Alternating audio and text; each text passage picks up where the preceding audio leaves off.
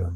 Ano masasabi mo sa mga bumabatikos sa ibang religion na idol worshiper daw tayo mga Katoliko, patay na daw si Mama Mary, di naman daw niya naririnig ang dasal natin.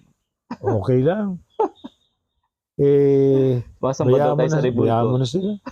Actually, yung ang Muslim nga, mas maraming banggit ang pangalan ni Mama Mary sa Quran Oo, than yung banggit correct. ng pangalan ni Mama Mary sa Bible. Mm. So, yung mga nagbabatikos lang naman yun, sa una lang yun. Pero eventually, marirealize nila na wala palang katuturan yung kanilang pagbabatikos. Mm. So, pag yung mga ganun, hindi mo na pinapansin. Yung mga Yeah. intriga sa Katoliko, something like that. Biyaan mo na sila. Gano'n naman talaga eh. Kasi, yung mga, lalo na doon na yung mga born agains. Born again. Ganun. Pero, after a while, marirealize din nila na, pareho naman tayong Kristiyano.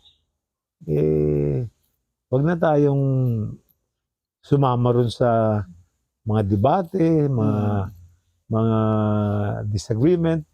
Kasi nga, wala. Ang babagsakan din nun, marirealize ng bawat isa na isa lang ang ating Diyos na pinaniniwalaan at nagkakaiba-iba lang tayo ng pamamaraan ng praise and worship sa ating Diyos. Speaking of born again, kasi nung in-announce ko na interviewin kita, maraming nagtatanong doon na parang nagulat sila na Katoliko ka kasi kala nila pastor ka daw. Yung mga